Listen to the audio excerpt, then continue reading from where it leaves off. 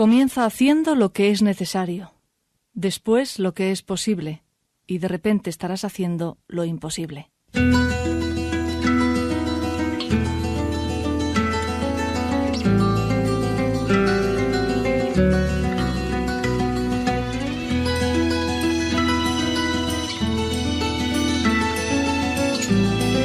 La voz de la noche, con Mariló López Garrido.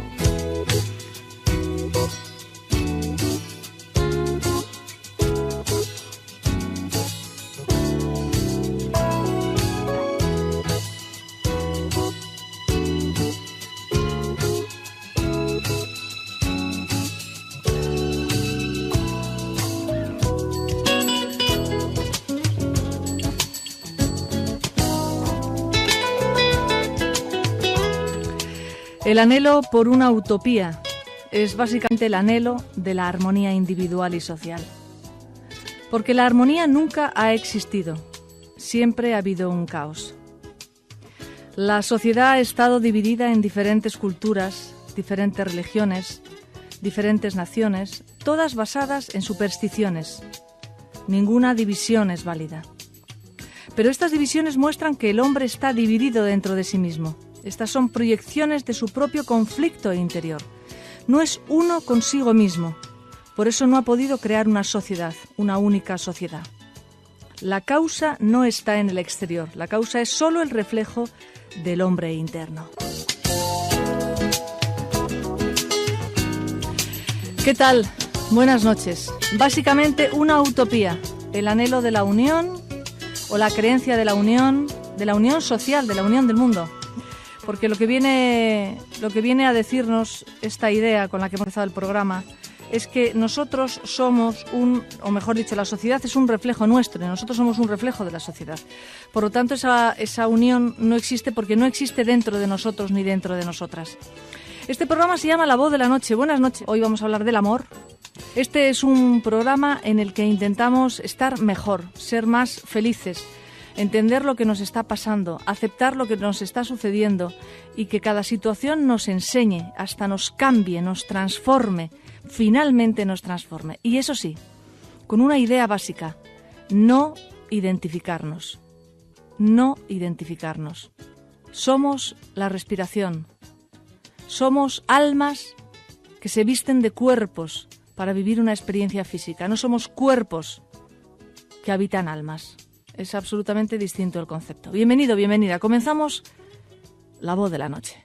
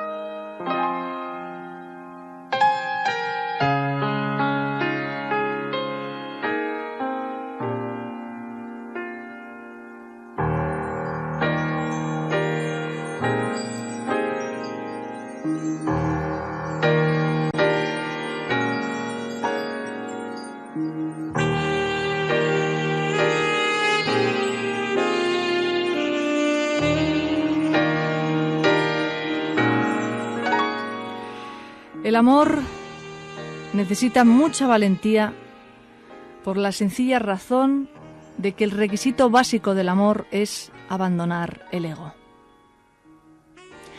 Parece casi como suicidarse. Solo parece así, porque lo único que conocemos es nuestro ego. El ego se ha convertido en nuestra única identidad y abandonarlo significa ciertamente que estás abandonando tu individualidad. Eso no es verdad. De hecho, la verdad es justo lo contrario. A no ser que abandones el ego, no puedes conocer tu verdadera individualidad. El ego es un simulador, algo falso, pseudo, algo inventado. Solo cuando lo abandones puedes ver lo real. De otra forma, lo irreal oculta lo real. Lo irreal oculta lo real como las nubes ocultan de vez en cuando el sol. El amor requiere abandonar el ego. Por eso el amor puede convertirse en la puerta de lo divino. Puede que empieces amando a una persona, pero acabarás amando lo impersonal. La persona se vuelve como una ventana abierta hacia el cielo infinito. Pero hay que tener absolutamente claro que el ego tendrá que ser sacrificado. La gente anhela el amor, pero al mismo tiempo se aferra a su ego. Por eso el amor nunca se hace realidad. Vienen y van sin saborear el néctar del amor. Y a no ser que tengas una experiencia del amor, no habrás experimentado la vida en absoluto. Te la perderás por entero. Pregunta que nos hacemos o que podemos hacernos a partir de aquí.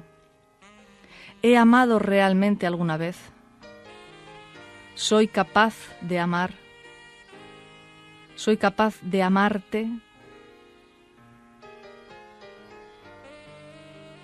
La falacia básica que llevas en ti es que siempre amas a alguien. Esta es una de las cosas más significativas de todos los seres humanos. Su amor siempre es por alguien, está dirigido. Y en cuanto diriges tu amor, lo destruyes. Es como si dijeras, respiraré solo por ti. Y cuando no estés aquí, ¿cómo voy a poder respirar? El amor debería ser como la respiración. Debería ser simplemente una cualidad tuya, estés donde estés, estés con quien estés, o incluso si estás solo. Sigues rebosando amor. La gente está frustrada en sus experiencias amorosas, no porque haya algo de malo en el amor. Reducen el amor hasta tal punto que el océano del amor ya no puede permanecer ahí.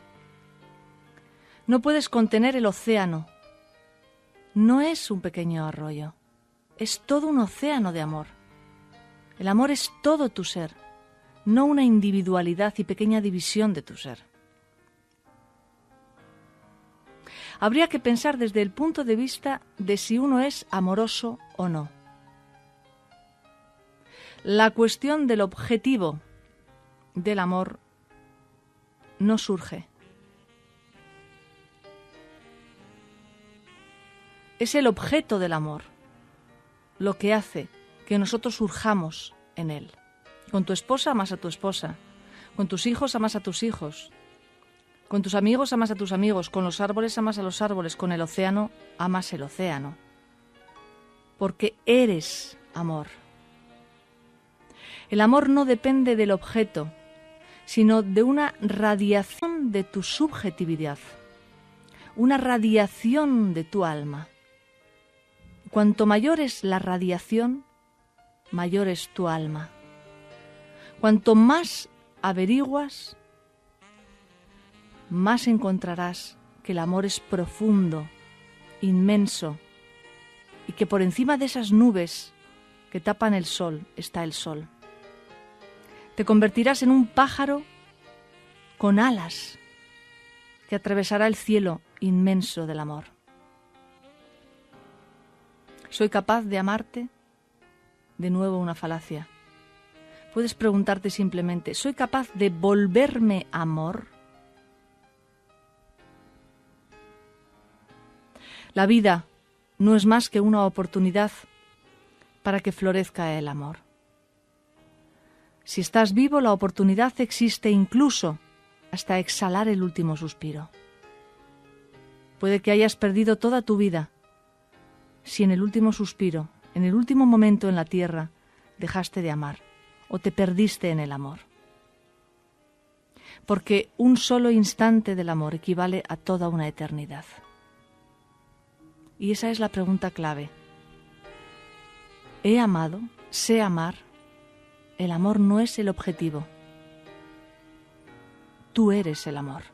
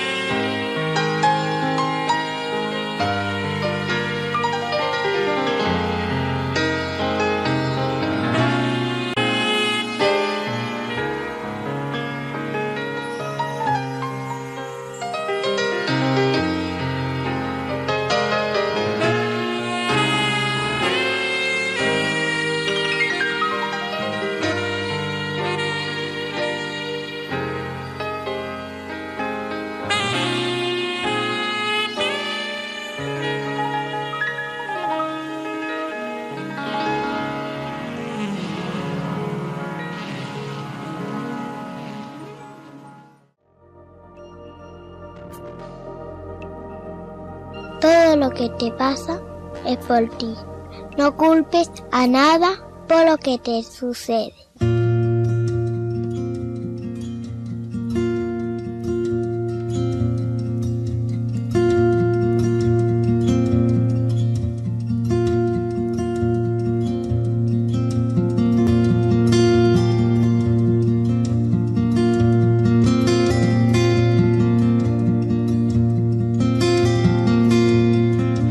Tenemos una línea telefónica 49994000, 24 horas al día, 7 días a la semana, 12 meses al mes.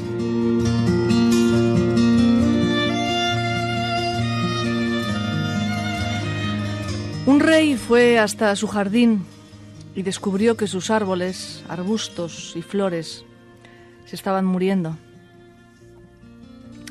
El roble le dijo que se moría porque no podía ser tan alto como el pino.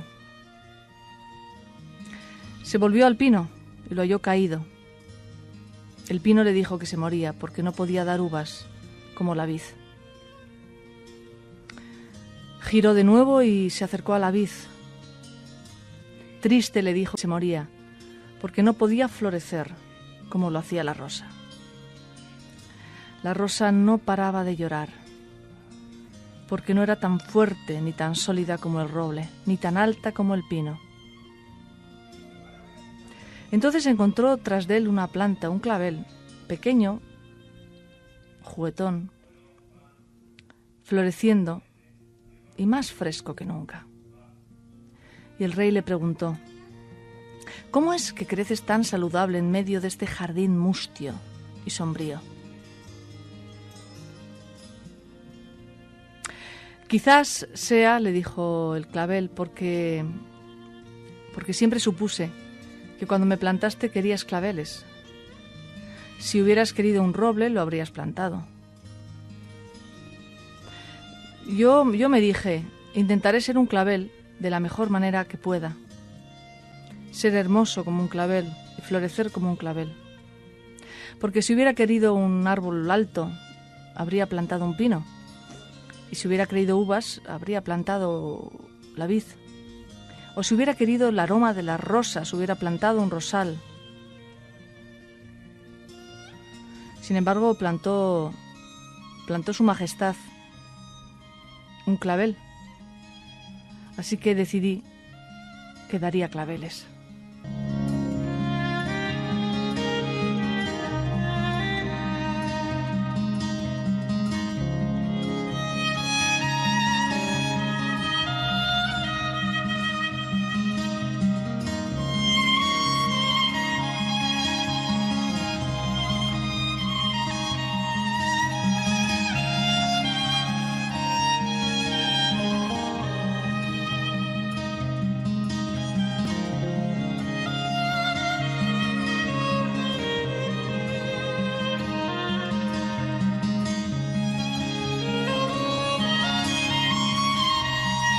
La voz de la noche, por Continental.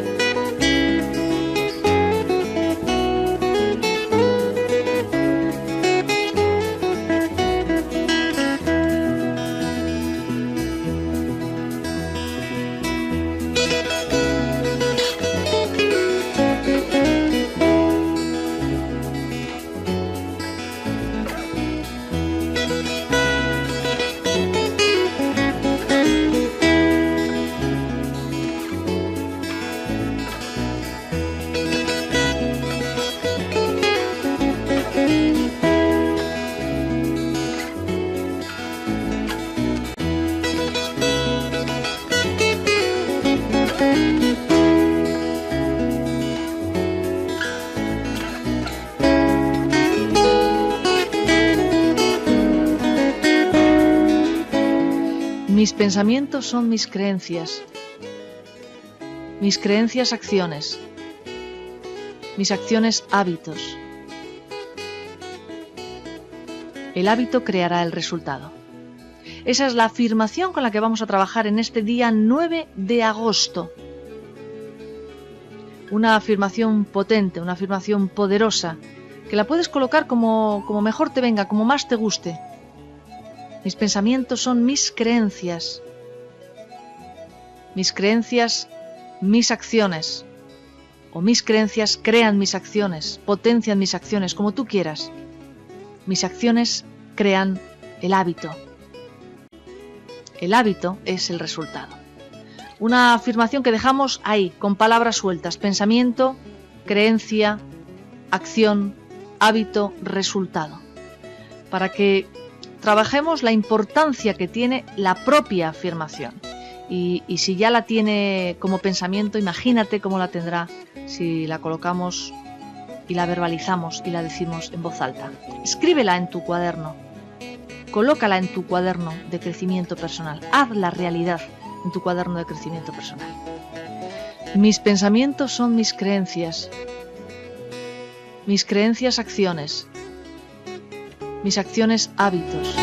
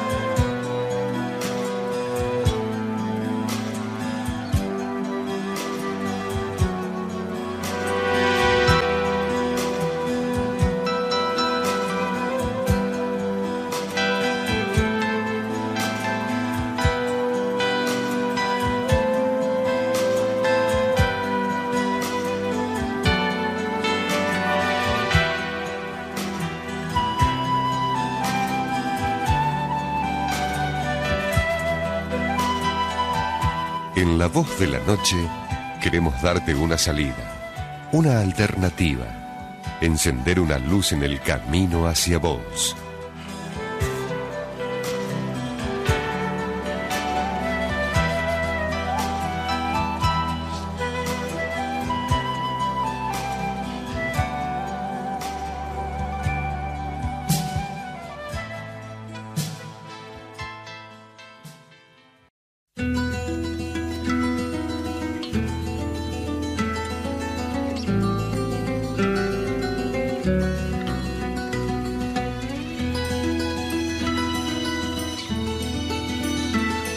Escucha una voz interior. Mariló López Garrido.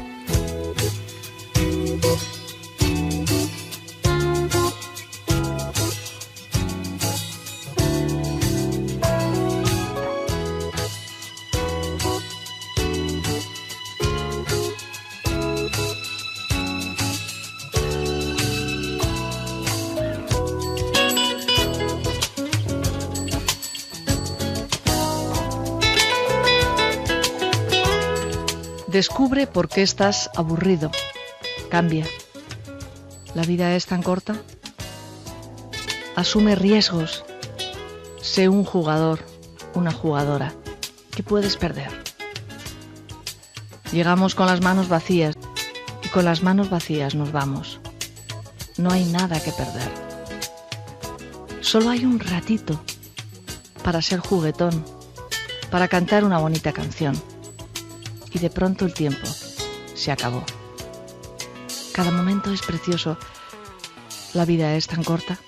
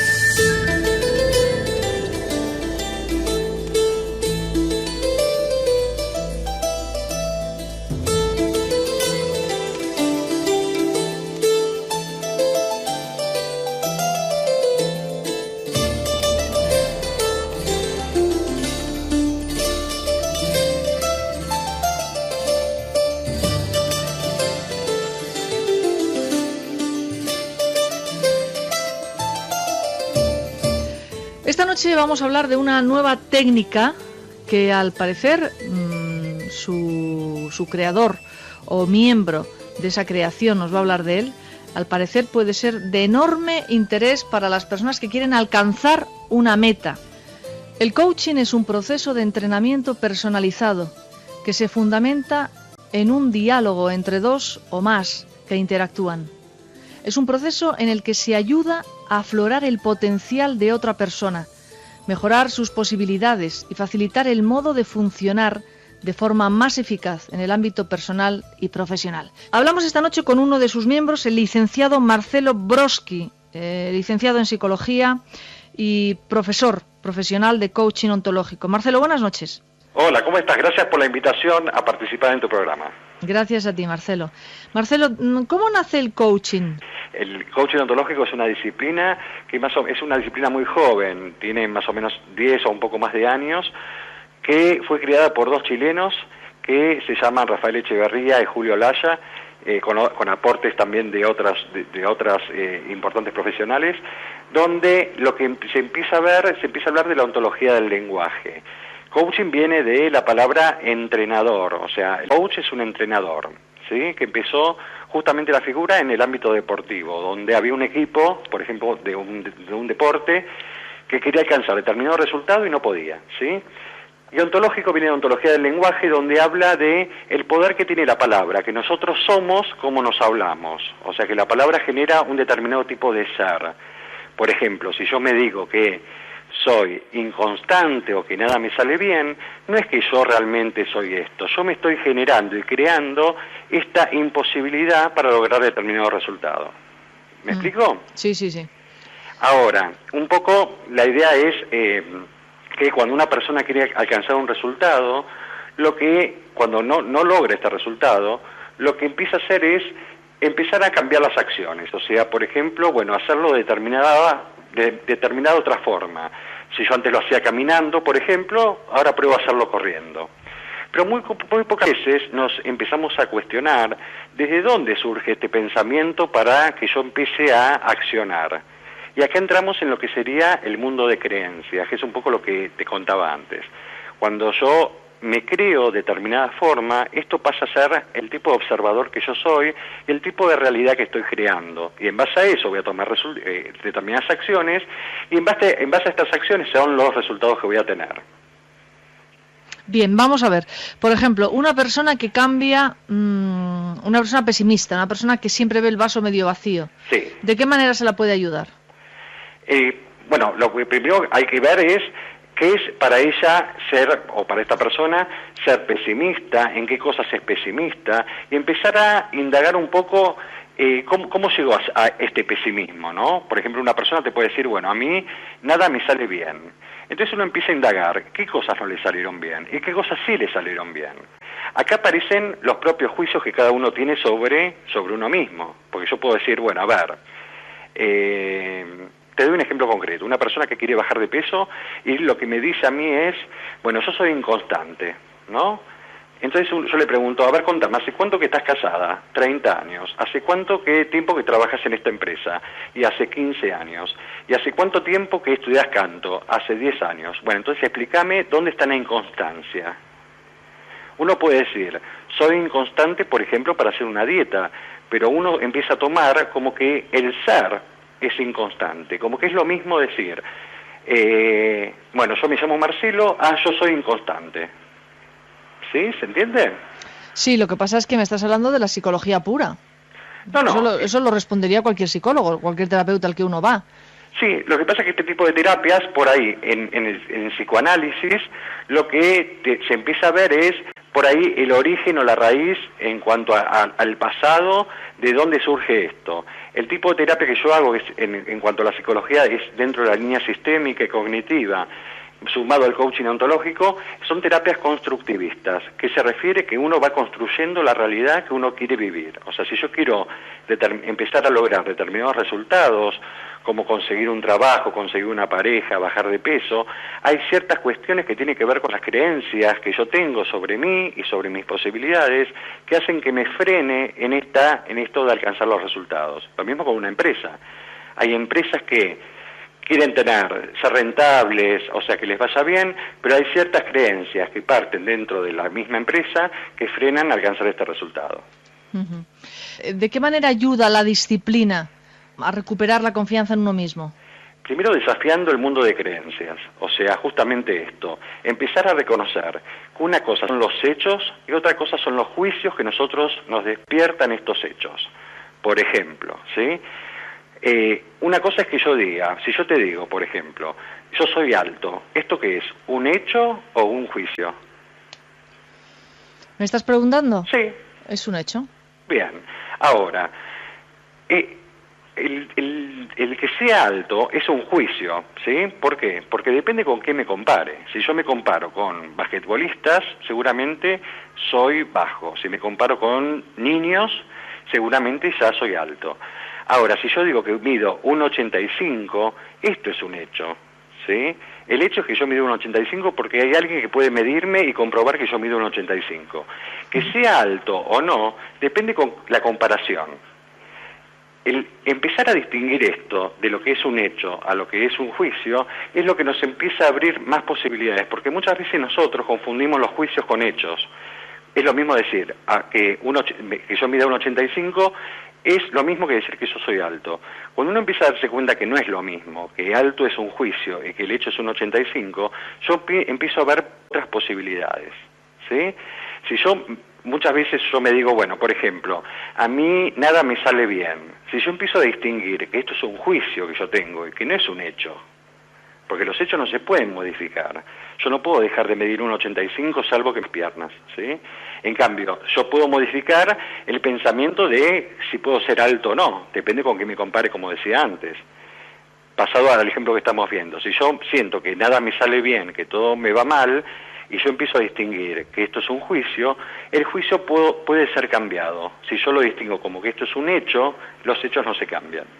Entonces todo lo que haga me va a salir mal, porque yo ya me autodecreto, ¿sí?, a modo de que esto es un hecho, de que todo lo que hago me va mal.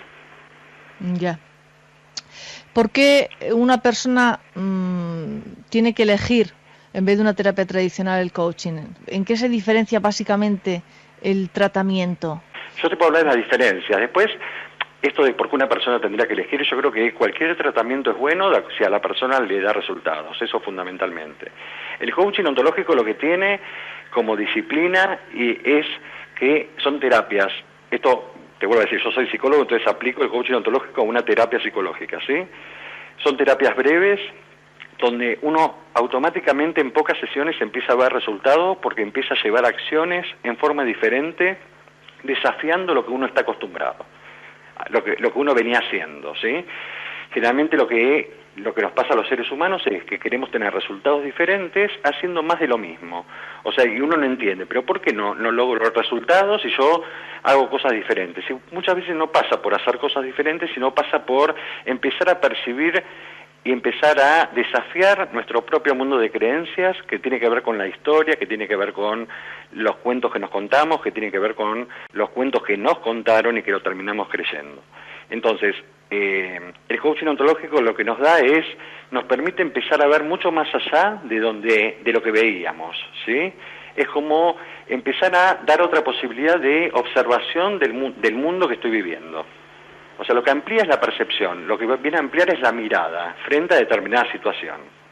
Siempre hay algún resultado, ¿no? Ya, ¿qué diferencia hay entre un psicólogo y un coach? El psicólogo, lo que hacemos los psicólogos son procesos terapéuticos que tienen que ver con, inclusive, tratar ciertas patologías, que tienen que ver con neurosis, que tienen que ver con obsesiones. Esto es lo que hace un psicólogo. Hay coach que no son psicólogos, y lo que hace un coach que no es psicólogo es simplemente ampliar la posibilidad de percibir otras cosas diferentes y ayudarlo a la persona a que distinga ciertas cosas que hasta este momento no distinguía. En mi caso, yo junto las cosas, entonces utilizo la herramienta del coaching ontológico aplicado a un tratamiento psicológico, como herramienta. Ya. ¿Hay un tiempo estimado de, por decirlo, entrenamiento? No hay un tiempo, porque esto depende de la situación y de cada caso en particular, ¿sí? Depende también de la problemática y las posibilidades. Pero sí son tratamientos muy breves, uno más o menos entre 10 y 12 sesiones ya empieza a dar cambios importantes en el modo de hacer y en los resultados que está obteniendo. Ya, porque bueno, tú lo aplicas básicamente al tema de la obesidad. Sí, esto un poco surge a partir de una propia experiencia, yo toda mi vida fui obeso, ¿sí? Y lo que yo me empecé a dar cuenta es que era un resultado que yo quería mucho, bajar de peso, y nunca podía, porque los tratamientos que hacía volvía a subir mucho más de lo que daba después de un tiempo. Cuando yo empecé a estudiar coaching había que hacer una especie de tesis al finalizar la carrera, donde yo dije, bueno, voy a empezar a investigar con respecto, mi tesis va a ser el tema de obesidad. Y así fue que empecé a bajar de peso. Hoy en día ya hace 5 años que yo bajé 45 kilos, que lo sigo manteniendo, y esto lo que me abrió es una apertura de una nueva forma de estar parado frente a este resultado, de querer tener un cuerpo determinado y un peso saludable. Entonces lo que me abrió es la posibilidad de empezar a acompañar a otros que tienen esta misma temática, ¿sí? Esta misma problemática. El hecho de empezar a modificar ciertos hábitos que tienen que ver que estén ligados más a la salud, para alcanzar un peso posible y un peso sano, y empezar a vivir de este cuerpo. Generalmente uno, cuando baja de peso, lo que habitualmente se llama es obeso recuperado. Yo digo que yo soy flaco en construcción, porque si seguimos hablando de obesidad y que soy un obeso recuperado, me sigo diciendo, con este poder que tiene la palabra, que sigo siendo obeso. Y la realidad es que yo pretendo todos los días ser flaco, y lo que hago es acciones de flaco. Entonces, lo que yo me llamo es que soy un flaco en construcción. Todos los días construyo este flaco que yo estoy siendo y que quiero ser.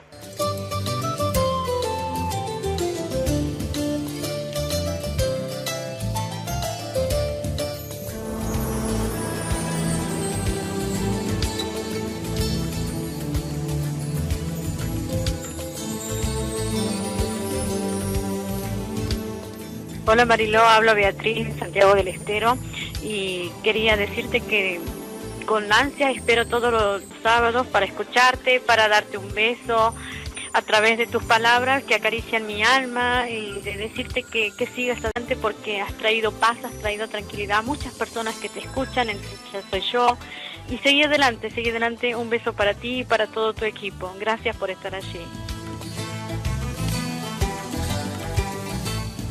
Hola Mariló, buenas noches, encantada con tu programa.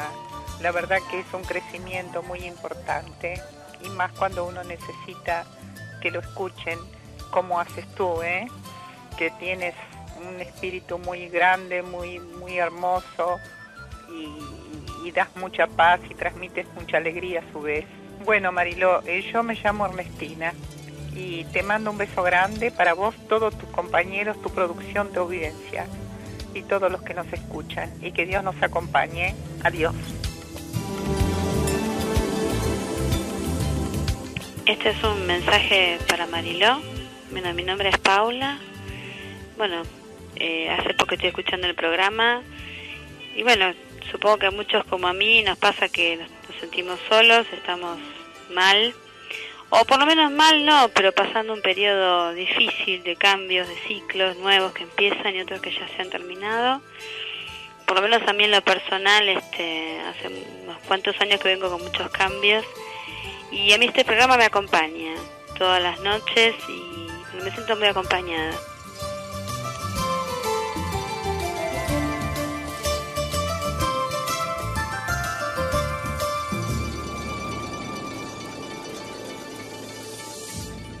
Buscamos respuestas, algo más, nuestra verdadera esencia. En La Voz de la Noche vamos en busca de nuestro verdadero ser.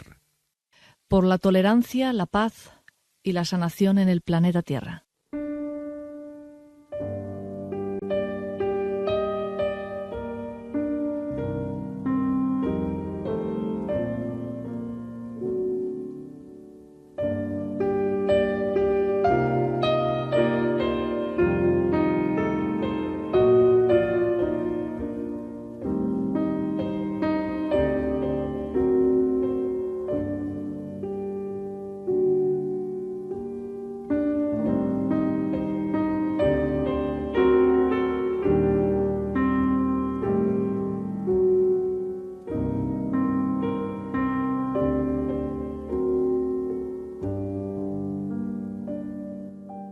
Sagrada Fuente, la abuela.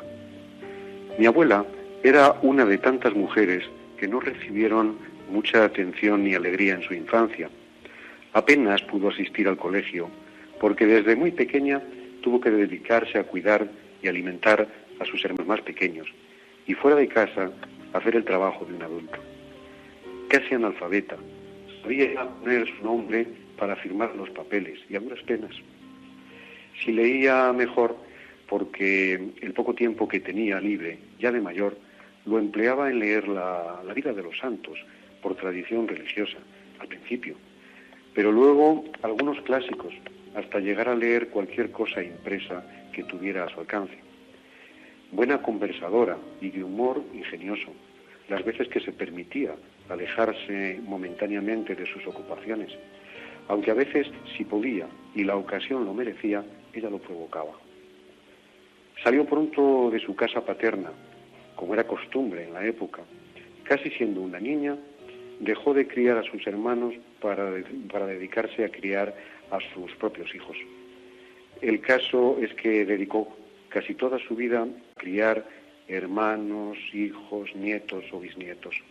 Lo que al principio era por obligación, al final, cuando por fin pudo elegir por sí misma, fue elección más clara y amorosa de su vida.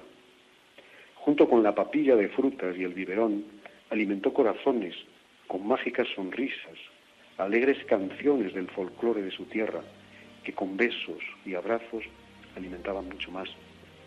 Capaz de inspirar, según el momento, amor, ternura, protección, cobijo, a veces austeridad, también a veces mostraba su fuerte carácter y su determinación al corregir, porque todo es enseñanza, el regaño y la mirada dura, solo de pasada, pero esta marca los límites como luces de neón. Desde la nana cantada para dormir hasta el beso al despertar, siempre la primera en dar y la última en recibir. Tan conectada a la vida que además de ayudar a parir a sus hijas y vecinas, la buscaban, porque sabía tanto de esto. Yo mismo nací en casa, tuve suerte de ver la luz con su ayuda. ¿Cómo puede haber en una vida tan sencilla tanto aprendizaje, tanta experiencia y tanta vida? Verdaderamente cambió su vida por vida, pero por muchas vidas, lo que debe enriquecer mucho al espíritu. Como en los mejores y más modernos tratados de psicología, nunca utilizaba negatividad para no necesitar el limpiar las manchas que no has hecho, que no tienes. Solo verdad clara y sencilla que alumbra por sí misma el camino que pisas. Estos corazones, grandes y abiertos de par en par, siempre han sido las mejores ventanas en los que la buena gente puede asomarse a ver la vida. Su mente estuvo clara hasta los últimos momentos, donde en su delirio final llamó a su madre y a sus hermanos como queriendo empezar de nuevo. Cuando por fin se cansó de vivir, porque estas personas no se mueren, no dejan de vivir físicamente en el cuerpo, su ausencia física nos trajo presencia viva. A través del recuerdo se instaló de manera viva y luminosa, no desde fuera como antes, sino dentro de nuestros corazones, de muchos corazones. Ay, abuela, abuelita, nana, nanita, salí de dentro de ti, pero ¿qué dentro te llevo? Nunca olvidaremos tus besos de abuelita, muchos y seguidos en las mejillas, con urgencia de dar, como tiene que ser. Esto sí es magia. 7 hermanos, 13 hijos, 32 nietos, 48 bisnietos, 10 tataranietos y las docenas que como partera ayudaste a nacer. Estos vistes antes de irte, pero tu semilla continúa dando fruto. La vida, que crea vida, siempre es sagrada. Buenas noches.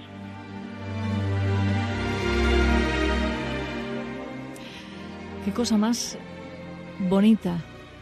Dice esta gente que no muere, sino que deja de vivir. Y ya no estabas con nosotros desde fuera, sino a partir de entonces fue desde dentro. Qué metáfora, qué manera tan extraordinaria tiene esta crónica de un ángel de expresar el amor en su esencia máxima.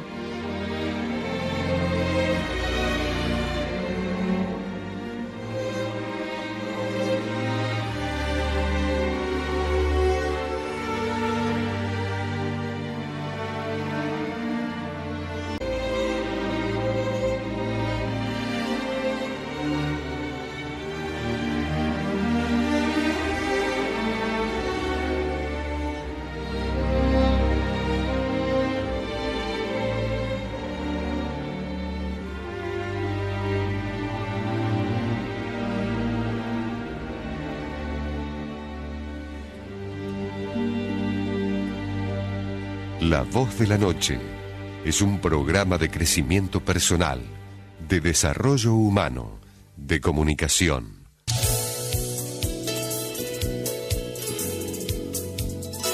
Adriana Temanti, buenas noches. Buenas noches, Marilo. ¿Qué tal? ¿Cómo estás? Tú eres médica, más correctamente hablando, y eres psicoanalista. Sí. Y en un momento determinado de tu vida decides no dejar el psicoanálisis, pero sí dejar las sesiones propiamente privadas para dedicarte al vínculo entre madres e hijos y a los problemas que las madres se encuentran cuando tienen hijos, y sobre todo hijos pequeños. Cuéntanos un poco cómo es tu proceso, ese cambio. Bueno, yo creo que el gran cambio fue cuando tuve mi primera hija. O sea que sin haber vivido la experiencia personal de la maternidad, jamás me hubiera dedicado a esto. Y me di cuenta que era una experiencia muy fuerte para la mujer y que uno quedaba un poco sola, librada, yo digo ahí en el libro, ¿no? Librada a sus propias capacidades y a sus propias limitaciones, sin ser demasiado asistida, ¿no? Me parece que se perdió mucho el concepto de la tribu y las mujeres, ayudando a las otras mujeres, esa sabiduría que se transmite de generación en generación, que una abuela pasa a la madre pasa a la hija, ¿no? Cuando la gente vive más sola, más departamentalizada, sí, esto se pierde. Y creo que, yo siempre digo, si hubiera tenido hermanas por ahí, no hacía los grupos de madres. Pero como tengo hermanos varones y no mujeres, sí, necesité mucho salir y encontrarme con otras madres. En las plazas, en los cumpleaños, en los clubes, en la calle. Y me di cuenta que, bueno, que estábamos todas con preguntas muy en común. Y entonces lo que hice fue ofrecer el espacio de mi consultorio para empezar con los grupos de madres. Te cuento una anécdota chiquita, pero que es linda. Yo en esa época me analizaba. Y entonces le digo a mi analista en una sesión, muy contenta y muy excitada. Bueno, hoy vino el carpintero a poner ya los bancos que iban atornillados a la pared para los grupos de madres. Y el carpintero me había dicho, mire, si usted se va a mudar rápido acá, no ponga tornillos contra la pared, hágalo de una manera que se pueda, que usted no perfore la pared. Y yo, un poco enojada, le digo, de ninguna manera, usted atornilla los bancos a la pared como debe ir, aunque yo me quede en este departamento 2 meses. Y mi analista, muy capaz, muy sutil, me dice, me parece que vos estás diciendo que lo que se te está atornillando con todo en tu corazón y en tu ser son los grupos de madres. Y era el comienzo, y esto hace 18 años, y fue así, se atornillaron con una fuerza enorme, y bueno, ahí partí a compartir. Yo digo que las mujeres cambiamos el competir por el compartir ahí, ¿no? Cuando tenemos hijos y estamos todas hermanadas por el hecho de ser madres. ¿Existe esa energía con el grupo? ¿Hay una sensación de unión por ser madres? Absolutamente es lo que prima. La que llega... Tribal, una cosa tribal. Tribal, y una cosa justamente de esencia femenina, que abraza, que cobija. Nosotros nos sentamos en forma cóncava, ¿no? Y en esa forma cóncava creo que es el abrazo cóncavo y cobijador a la nueva integrante que llega, ¿no? Que llega y siente ese abrazo. ¿Cuánto tiempo está una persona en estos grupos? ¿Hasta cuándo? Yo trabajé en 2 lugares. Eso es de acuerdo a donde viví. En Buenos Aires eran 2 años. Luego les daba yo una linda estatuita y empezaba otro grupo. En Mar del Plata fue distinto. Yo abrí un espacio, el de la Villa Victoria Ocampo, la casa de verano de Victoria, y allí las mujeres se han instalado hace 10 años que están algunas o más, y vienen siempre nuevas. O sea que no hay fin, porque los hijos crecen y las angustias se renuevan y cambian. O sea, tratas, en esos grupos habláis de bebés, de niños de 1 año, de 2, de 6, de 15 y de 18. Sí, hay de todo. En este momento te diría que hay sobre todo chicos un poquito más grandes, no tanto bebés. Tengo que abrir un grupo el año que viene para bebés, para madres de bebés, porque realmente es un poquitito distinto a la problemática. Nosotros ahora estamos despidiendo a chicos que se van a estudiar a Buenos Aires, por ejemplo, o a Tandil o a La Plata. Entonces es diferente. Estamos madres que tienen que poder pujar. Yo digo que la maternidad son infinitas pariciones.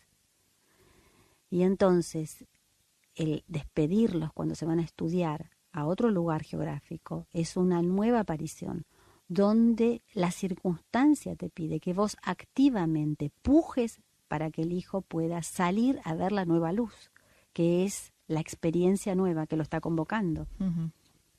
Entonces, en los grupos se puede hablar de todo, pero creo que hay problemáticas como que podrían ser de 0 a 5 años, ¿Qué son cuáles, por ejemplo? Vamos a ir por fases. De 0 a 5 años, ¿cuál es la problemática genérica? Hay un capítulo que es bastante logrado, que es el capítulo de los 2 años. Uh-huh. ¿No? Primero es la sorpresa de la maternidad. La sorpresa de la maternidad, el no dormir, la demanda, el nivel de... Nunca una mujer ha conocido un nivel de demanda tan enorme como la de tener un bebé absolutamente dependiente que le exige su asistencia incondicional. Claro. Entonces, ahí hay algo muy interesante, que es borrar a la madre ideal y quedarnos con la madre real, ¿no? La madre ideal es esta que por ahí la cultura te obliga te impone. Entonces, la madre que tiene que estar abnegada, dulce, que con el hijo ya no necesita más nada, que desconoce la ambivalencia, o sea, los 2 sentimientos opuestos que están vigentes. Por ejemplo, una mamá reciente tiene fascinación por su bebé, eso no cabe duda. Si es normal, está fascinada, pero también está fastidiada. Porque si se levanta 6 veces por noche para dar la teta o lo que fuera, está fastidiada. Hay fascinación y hay fastidio. Cuando se te pide la capacidad de entrega, entrenarla al máximo, no es una pavada, ¿no? La capacidad de entrega al máximo. Entonces, la mujer tiene ahí una ambivalencia entre entrega y repliegue. Doy o no doy, porque si doy tanto para afuera, no me doy tanto para mí. Pero después entiende que dando tanto para afuera, ahí empieza a entender lo que es el amor. Cuando más da, más recibe, ¿no? Que es eso que ya sabemos a esta altura de la vida de la fórmula del amor. Cuanto más das, más recibís. Pero para aprender todo eso, entonces por ahí vos encontrás una mamá que se está quejando de un bebé que dice que tiene cólicos. Sí. Y resulta que empezás a hablar con ella y te das cuenta que se está resistiendo en la entrega, que no se está entregando del todo. Ajustás 2 o 3 tuercas de este tema, le haces conocer que no está mal que tenga esta resistencia, porque es nueva en ella, no entiende lo que es este pedido de entrega. Y entonces de pronto se afloja y te dicen, hice un clic, algo pasó, el chico no llora más, no tiene más cólicos. ¿Qué pasó? Yo me entregué distinta. Bueno, por ejemplo, esto en bebés chiquitos.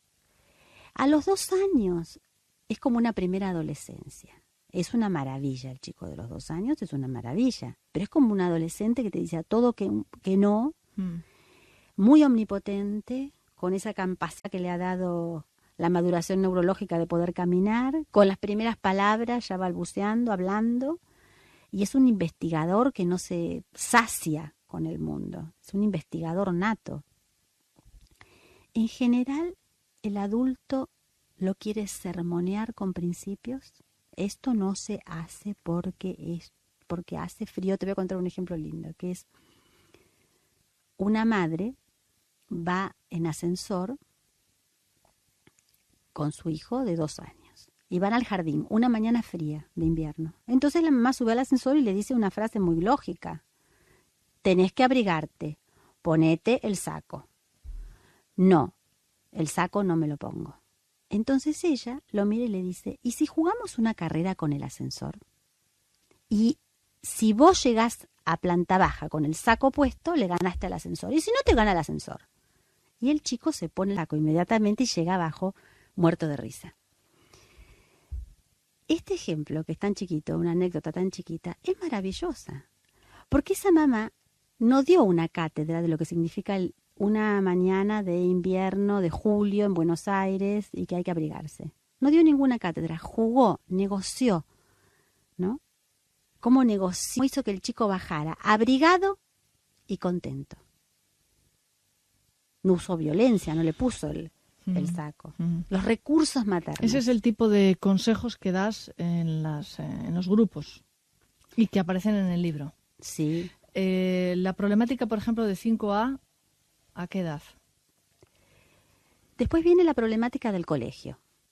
5 a qué, 8, 9 años. Sí, un poco más, hasta que aparece la sexualidad, te diría. Hasta los 12. Hasta los 12 es una problemática que puede ser en común.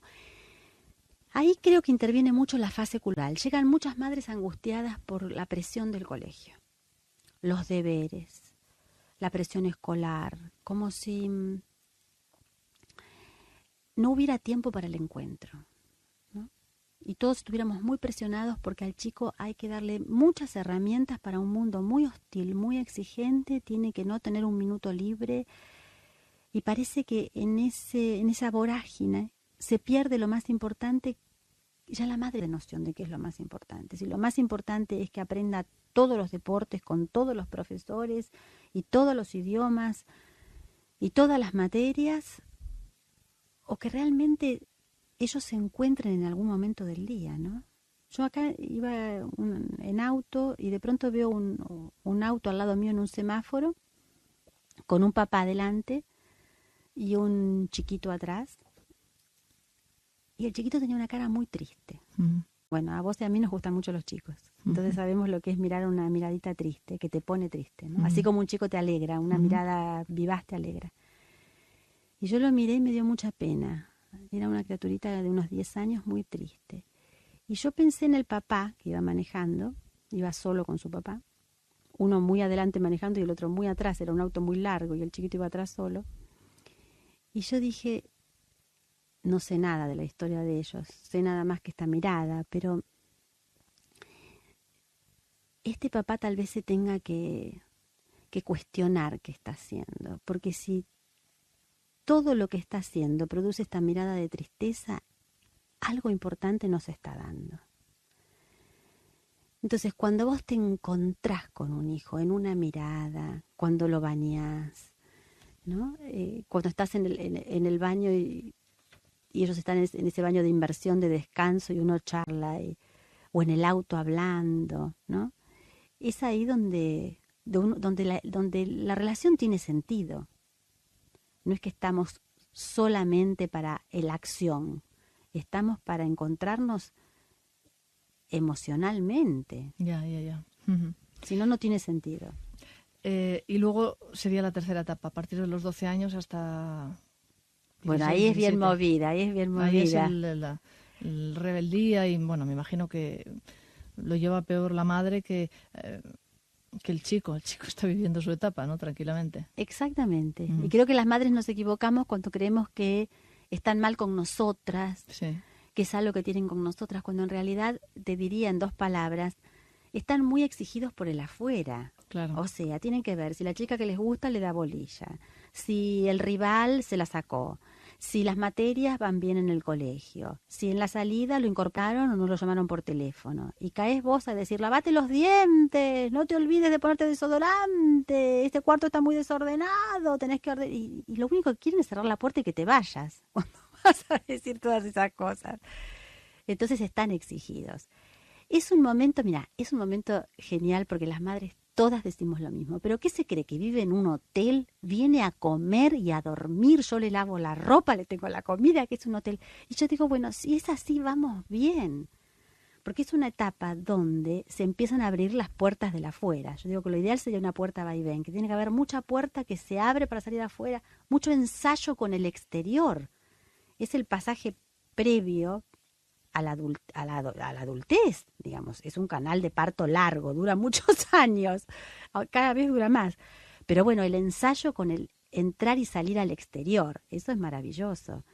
Entonces, claro que es un hotel, donde ellos se equipan de lo que necesitan para estar bien afuera, ¿no? Una nena le decía a la mamá, porque me dejás estar seria, como media caracúlica, acá en casa yo puedo estar muy risueña afuera. Puedo reírme afuera. Una chica muy risueña afuera y seria en su casa. Esta es la clave de esa edad. Entonces... Dime una cosa, Adriana. ¿Hay hombres? No, hay solo mujeres. ¿Por qué? Muchas veces me han preguntado. Porque hay hombres madres. Hay hombres madres. Yo te diría, mira...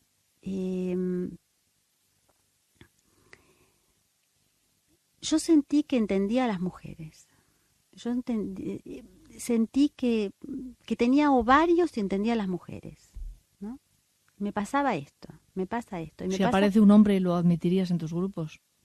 Pero por supuesto, si es un hombre que tiene un hijo, lo admitiría en mi grupo, por supuesto. La única condición para estar en los grupos es tener un hijo.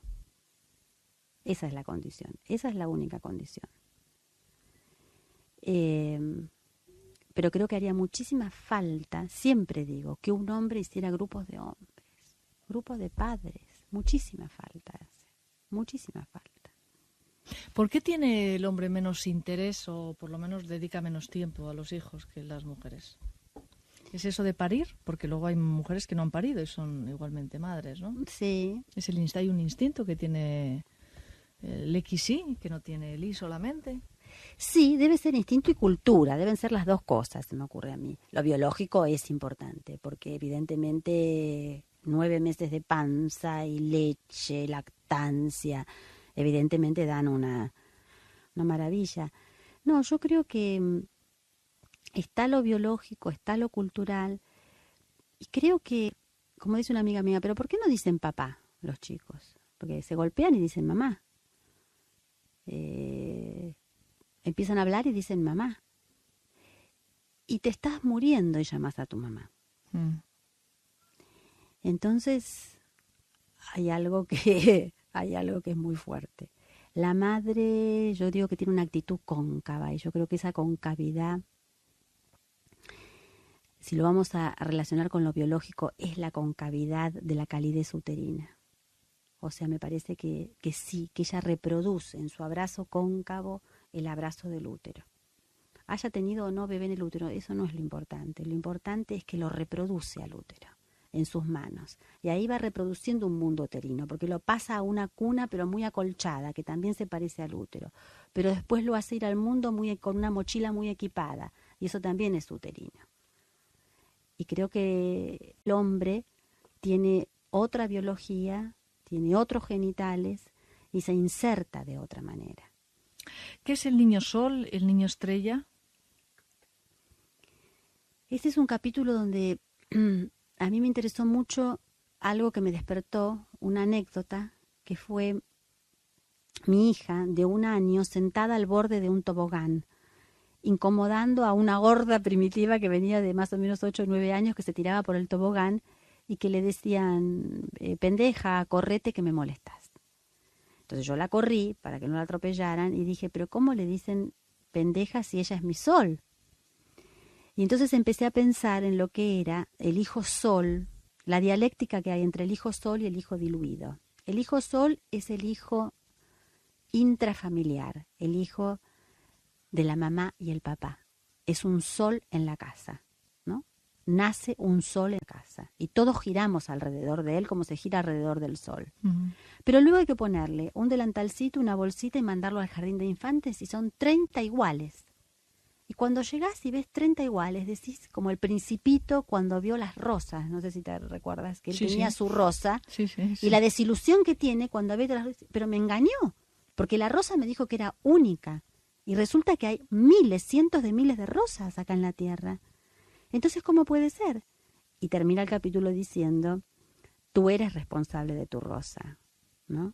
Lo que hace que tu rosa sea única es que tú eres responsable de tu rosa. Y entonces, acá hay una dialéctica entre lo que es hijo sol en casa e hijo estrella. Una estrellita más que brilla con las demás estrellas, por ejemplo, en un jardín, donde para todos rigen las mismas reglas. Uh-huh. Entonces, muchas veces las madres, cuando van preguntadas problemáticas, van al colegio a hablar, a que las maestras les digan, van por cualquier tontería por ahí, poniendo un argumento, una excusa, pero en realidad lo que quieren escuchar es que las maestras les digan que es único el hijo. Ay, su hijo es el más simpático. Ay, su hijo es el más inteligente en cálculos. Ay, su hijo es el que mejor canta. Quieren que sea único, cuando en realidad, si uno puede enseñar con un mensaje claro esta dualidad que somos los seres humanos entre ser único y ser semejante, el chico va equipado afuera con una tranquilidad muy grande. Dice Adriana, como madres nos involucramos en nuestra función maternal de piel a médula. Debemos comprender entonces que el vínculo que establezcamos con nuestro hijo es nuestra máxima oportunidad y responsabilidad. nuestro más preciado instrumento para tallar un psiquismo sano, para moldear un hijo liberado. Porque no será lo mismo. Y ahí hablas de condenar que absolver, calmar, proteger que asfixiar, pujar que retener, discriminar que confundir. El libro Madre e Hijo, secretos de un vínculo. Gracias por haber venido a la radio. No, muchas gracias a vos, María. Enhorabuena por este trabajo, por el trabajo también que estás haciendo con las madres. Y como dice mi madre, que es madre de muchísimos hijos, las madres, dice, siempre lo hacemos mal y es la asignatura más difícil de todas. No hay otra más difícil. No hay otra más difícil. No hay otra más difícil. Gracias, buenas noches. Muchas gracias a vos, Marilo. Buenas noches.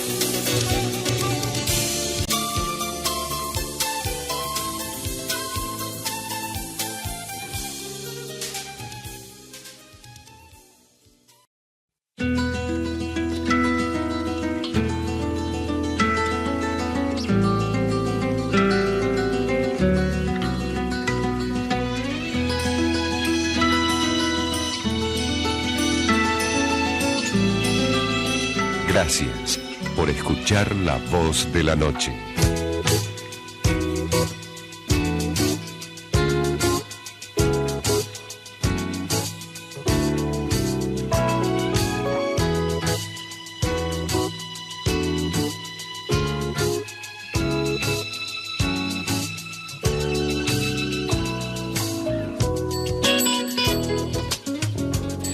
Se cuenta que había un gran maestro llamado Buso, que era casado y tenía una hija. Era un hombre de gran fama y gran prestigio por su sabiduría y santidad. Un día se acercó un hombre al maestro y le preguntó: ¿la iluminación, Buso, es fácil o es difícil? Y éste le contestó: es tan difícil como alcanzar la luna. No conforme, el hombre se acercó a la mujer de Buso, le hizo la misma pregunta y ella le contestó: es tan fácil como beberse un vaso de agua. Intrigado, dijo: bueno, ¿cómo salir de las dudas? Voy a hacerle la misma pregunta a la hija de Buso y de su esposa. Así que se acercó a su hija y le preguntó: ¿la iluminación es fácil o es difícil? Y ésta le respondió: hombre, si lo haces difícil es difícil, si lo haces fácil es fácil. Queremos hacerlo fácil. Y para hacerlo fácil tenemos que liberarnos simplemente y con sinceridad de todos nuestros apegos, ideas, pasados y muletas, que no es asunto así inmediato. Es todo un proceso de aprendizaje y de decisión de ese aprendizaje. Buenas noches, este programa se llama La Voz de la Noche. Vamos a estar hasta las 2 de la madrugada. Ya está esperándonos en Madrid Marly Cuénerz Calderón.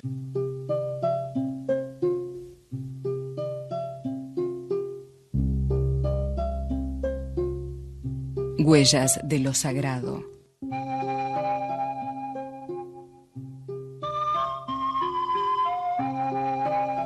La energía va dejando su huella a lo largo de nuestra vida, como los pasos van marcando nuestro camino en la arena. Transcribir, reproducir y mirar el sentido profundo de esas huellas es una posibilidad que tenemos para conocer el invisible mundo del inconsciente, el invisible mundo de la energía, los símbolos y su significado, los sueños y sus arquetipos, los mitos, las viejas leyendas que traen toda una historia para develarnos el enigma de la esfinge, las figuras, las ideas, las palabras. Todo lo que sucede en nuestro cotidiano nos da la oportunidad de ver más allá de lo que parece. Huellas de lo sagrado. Es un espacio en el que procuramos poner luz para un conocimiento más profundo de nuestro interior. Huellas de lo sagrado, porque cada momento de nuestra vida tiene un sagrado cometido.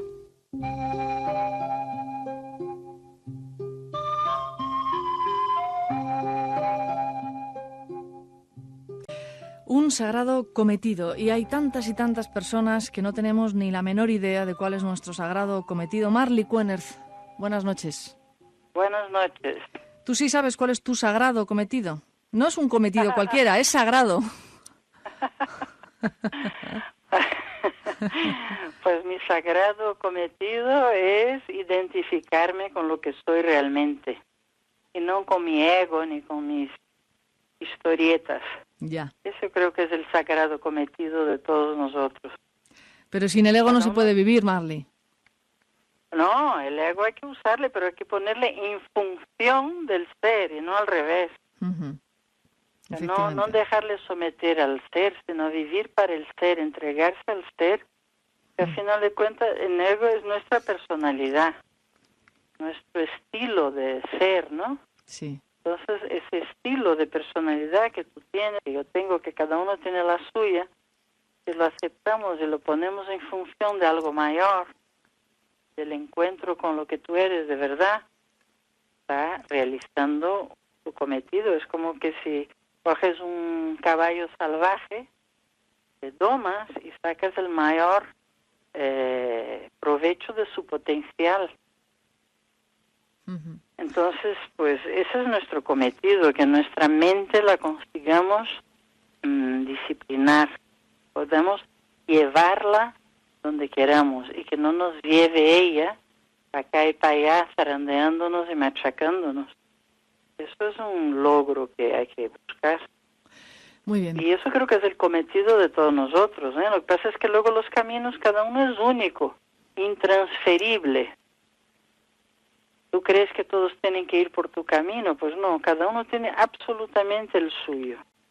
El otro día tenía un padre que estaba desesperado con su hijo, porque su hijo usaba métodos totalmente distintos del suyo. Este era un hombre que se había aplicado en su trabajo y que vivía pues muy admirado por todos, y el hijo quería ser artista, concretamente bailarín. Entonces el padre se tiraba de los pelos, desesperado. Y lo que le había resultado a él era exactamente lo contrario. Pero claro, el hijo ha venido con esta manera de llevar su cometido, de su función. De todas... Poder respetar, sí. Poderlo respetar es gran parte de nuestro cometido aquí, ¿no? No querer que nuestro camino sea el camino de los demás. Pero, Marley, yo tengo aquí un punto a favor del padre. Que el padre vaya a verte a ti quiere decir que está abierto a muchas cosas. Sí, pero eso no lo ha conseguido digerir todavía. Ya. Porque además, en esa digestión hay un elemento esencial. El padre, para estar tranquilo, necesita que las cosas le vayan bien a su hijo.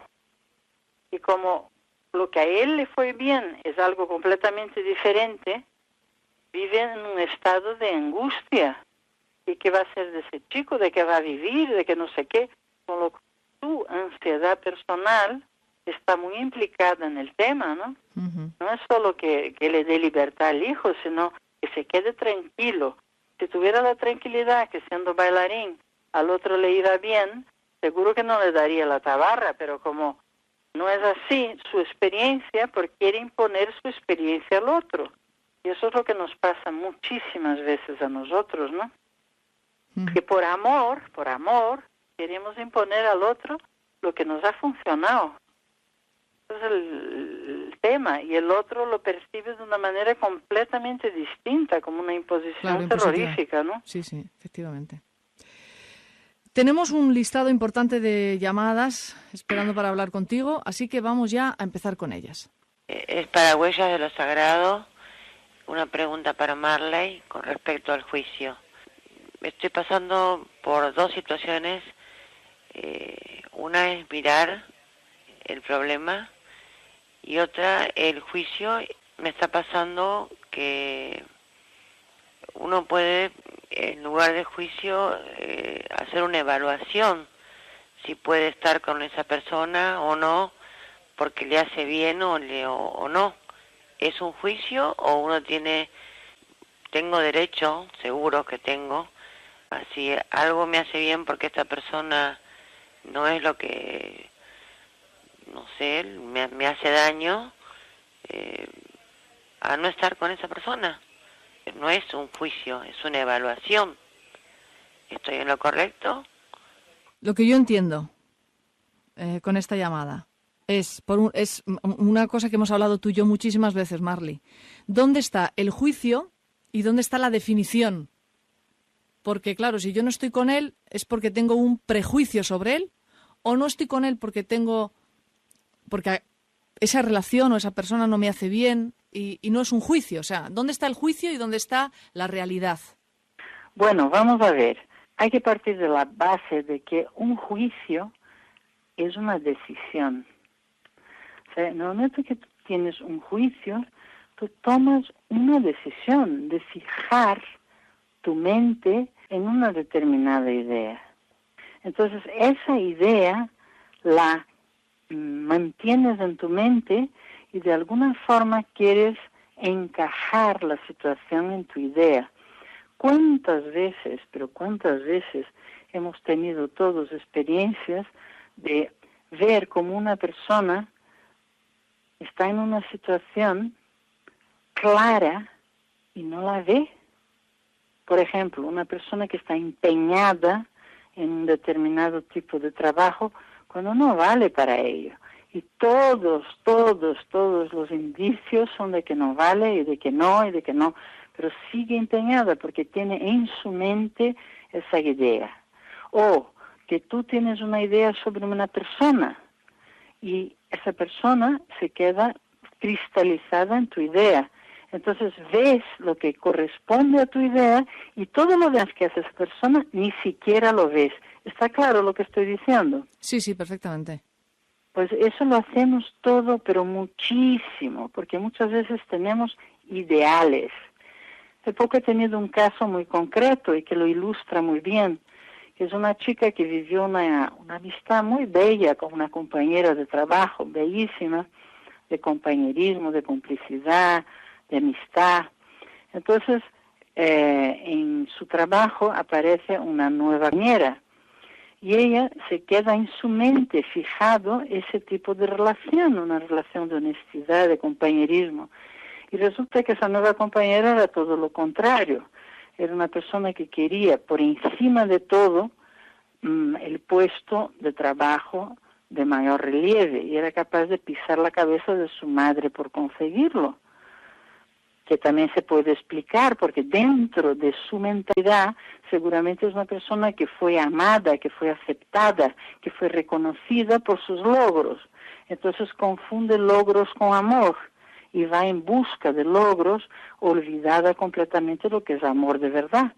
En fin, esta persona aparece en la vida de esta otra. Y esta otra empieza a ver detalles de muy mal gusto de esa nueva compañera, pero como tiene la idea fija de esa amistad, y además es una cosa muy bella, que toda nuestra alma siempre está buscando esos encuentros con otros seres, pues no renuncia a su ideal y empieza a no tomar medidas para acotar su terreno y poner límites a esa persona. Y claro, todo termina fatal, porque acaba la persona desplazando a la protagonista del tema, y que entra en una depresión, en fin. ¿Por qué? Porque permitió que la situación llegara a tal límite, porque tenía un ideal en su cabeza y por mucho que estuviera viendo las maniobras de la otra, quería llegar a su ideal. Y al no conseguirlo, entró en depresión, porque es como si hubiese perdido uno de los anhelos de su alma. De eso habla Antonio Blay. Es un tipo de angustia de las que él define, de que el niño crea un ideal y que cuando no alcanzamos ese ideal eso nos produce una tremenda angustia, ¿no? Sí, es lo que yo llamo el mito de felicidad. Sí. Tenemos un mito de felicidad y cuando esto no se cumple, pues es el mayor dolor de todos, es el peor.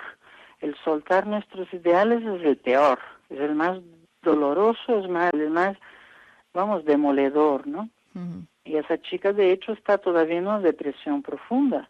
¿Pero por qué? Porque mantuvo en su mente un ideal en lugar de ver la realidad y actuar sobre ella. Entonces, los juicios son tanto de tipo negativo como de tipo positivo, como en ese caso. Pero son como ideas fijas y queremos cristalizar la realidad dentro de esas ideas.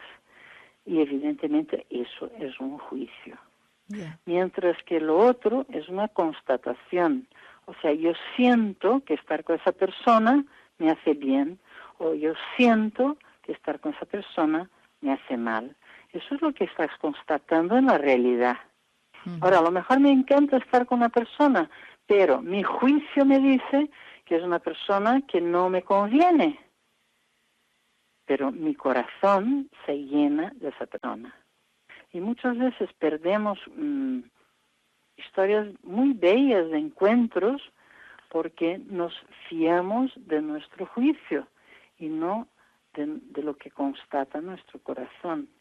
Así que yo creo que ahí está la llave de la diferenciación que menciona esta señora. Uh-huh. Si tú constatas una cosa y sientes como te expandes con una persona, mira tu juicio, cambia tu juicio sobre esa persona, cambia tus prejuicios, amplía tus ideas, encaja a esa persona en un horizonte mayor. Uh-huh. Y por lo contrario, si tienes un juicio de que alguien es maravilloso, pero luego el convivio con esa persona, sientes el daño que te hace, cómo te encoge, cómo te machaca, cambia también tu idea. Uh-huh. Porque una cosa no va por la otra. Entonces, esa es la diferenciación que creo que puede ayudar a esta persona que llamó. Vamos con otra llamada. Claro? Sí, ha quedado muy claro, muy claro, uh-huh. Muy claro. Vamos con otra llamada. Quiero saber qué es el alma y cómo se diferencia el alma de la mente. Gracias. Yo pensé que iba a preguntar cómo se diferencia el alma del espíritu. De la mente, dice. No, dice de la mente, sí, pero yo pensé que su pregunta iba a ser cómo se diferencia el alma del espíritu. ¿Qué es el alma, Marley? Mira, ahí entramos en una especie de polémica casi de la humanidad, porque todos esos conceptos y esos nombres que hemos dado a cosas muy etéreas, evidentemente no es claro. Ya hubo una ocasión, creo que hablamos del alma y que yo decía que prefería hablar del cuerpo etérico, del cuerpo energético. Uh-huh. Es el cuerpo que mantiene la energía propia y la energía amorosa.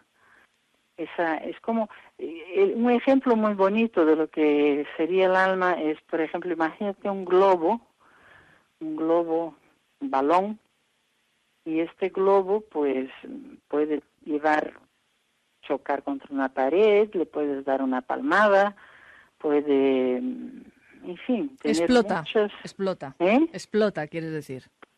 No, hasta que explota. O sea, antes de que explote puede tener muchas experiencias, sí. Puedes jugar con él, puede adornar con el globo, pero luego cuando explota lo que hay dentro del globo es lo mismo que hay fuera, el mismo aire que hay fuera. Entonces como que nuestra alma está contenida en el cuerpo, que sería el globo, y cuando el globo explota o el cuerpo muere, el alma, ese cuerpo energético, se vuelve a unir a la gran alma, a la gran energía, cuya calidad es la misma tipo de energía, únicamente que se ha separado por aquel globo. Es un símil que a mí me gusta mucho, porque aclara mucho lo que es el cuerpo energético de una persona, ¿no? Entonces, esto sería el alma. Ahora vamos a ver, la mente. La mente es lo que dirige la energía. La mente es la capacidad de conciencia que tenemos. La capacidad, ¿qué es la mente realmente? La mente es mucho más que el intelecto, es mucho más que el cerebro, porque la mente está incluyendo todo el psiquismo, está incluyendo tu capacidad de análisis del mundo físico, de la ciencia, y está incluyendo también toda la capacidad de tu inconsciente, toda la capacidad del inconsciente, que es lo que en definitiva dirige la energía. Por lo tanto, hay una especie de toma y daca entre tu mente y tu alma. Como son dos complementos, igual que tenemos cabeza y corazón, tenemos mente y alma, tenemos energía y mente, que en realidad son iguales y no son iguales. Es un poco como lo masculino y femenino, son dos energías, sí, pero son dos calidades diferentes. Es como en el hinduismo Shiva y Shakti. Los dos juntos forman la totalidad, pero son dos calidades diferentes. Entonces, en ese intercambio entre lo que es la mente y lo que es el alma, es donde nos vamos acercando a Dios, y llegando a un momento en que ya ni el alma, ni la mente, ni muchísimo menos la forma es necesaria. Como dicen las escrituras, llega un momento en que incluso puedes ya tirar las escrituras, porque ni ellas te valen ya, porque ya estás metiéndote, mezclándote, fundiéndote con la fuente. Infelizmente estamos un poco lejos de eso todavía. Sí, todavía vamos. El globo va dándose tumbos de momento. Sí. Bueno, y todos esos conceptos, claro, son intentonas de conseguir entender racionalmente el mundo sutil. Por eso hay una lengua, que es el sánscrito, que tiene palabras muy exactas, pero poéticas, porque no es como la ciencia que da un nombre exacto, pero son nombres poéticos para describir los estados del alma o los estados de la energía. Entonces los hindúes, que lo tienen desde hace milenios, estudian la energía y los movimientos de la conciencia, tienen nombres que cuando juntas todas las palabras te da una imagen poética que corresponde a ese estado del alma. Una cosa muy bella, muy bonita, que desde luego no es una ciencia exacta, pero llega a ser una ciencia exacta dentro de esa tradición hindú. Eso es lo que te puedo decir. Bien, casi nada. Tenemos más llamadas. Hola, Mariló. Divino el programa. Quería hacerle una pregunta a Marley. ¿Cómo se hace para poder borrar esos deseos inconscientes que son contradictorios con lo que queremos conscientemente? Que nos vaya mal en esto, o enfermarnos, o que no nos suceda lo que queremos que nos suceda, etcétera. Te agradezco muchísimo y un beso grande. Soy Josefina. ¿Cómo manejar los deseos inconscientes? Pues casi nada al aparato. Hace muy poco participé en un programa, charla que me invitaron, coloquio, donde se hablaba de cómo salir de las relaciones de pareja cuando la persona con la que estás te está haciendo daño. Y aquello era un quilombo, porque claro, es como... Esta palabra es de aquí, Marley, y es que es estupenda, me encanta, porque es que lo explica tan bien. Tú dices quilombo y está todo explicadísimo. Me encanta. Bueno, entonces, el quilombo ¿cómo lo resolvemos? El de los deseos inconscientes que nos tienen, hay presos, la verdad. Bueno, vamos a ver. Los deseos inconscientes, cuando son destructivos, son como adicciones que tenemos. Adicciones que no son a favor de la salud ni de la sanación. Podemos usar una palabra que levanta muchas culpas a todo el mundo, que es el morbo. Es un tipo de morbo. Morbo tiene que ver con mórbido, por lo tanto tiene que ver con destructivo. Con muerte. Sí, claro. Es un deseo de... Entonces, nosotros tenemos deseos mórbidos, deseos destructivos, que nos dan un determinado placer. Y ese placer es el que nos atrae. Por ejemplo, desde el punto de vista sexual, porque ahí es muy fácil de explicar, hay ciertas cosas que nos excitan y que no son sanas, no son limpias, no son alegres, pero nos excitan. Entonces ahí se ha dado una conjunción energética y un placer morboso. Entonces ese es el deseo inconsciente destructivo que nos atrae, que nos da un placer mórbido. Hombre, Marley, lo que pasa es que tendríamos que acotar, porque hablar de que hay cosas sexuales que no son limpias, ahí podríamos entrar en un terreno muy relativo. Hay gente que el sadomasoquismo no le parece limpio y otra gente a la que le parece muy lícito. O hay gente a la que las relaciones triangulares no les parece limpias y a otros les parece estupendo. O sea, es que... Bueno, vamos a ver, todo depende de la intención con la que tú lo hagas. Tú puedes hacer absolutamente cualquier cosa desde un lugar limpísimo. Esto es. Pero aquí estamos hablando de cosas que tú sabes que no te convienen. Ya que te hacen daño. Eso es lo que preguntó la oyente, que cómo quitar los ¿cómo llamó ella? Los deseos inconscientes. O sea, evidentemente se está refiriendo a deseos que no quiere tener. ¿Entiendes? Sí. Entonces, eso se da en todas las áreas. Por ejemplo, hay gente que tiene un placer mórbido cuando a otro le pasa algo malo. Tiene un placer mórbido cuando el otro fracasa, por ejemplo. Son placeres mórbidos, porque tú no estás queriendo sentir eso. Un placer mórbido de querer destruir algo, machacar algo, aplastar algo. Entonces son deseos del inconsciente mórbidos. ¿Está claro ahora lo que quiero decir? Sí.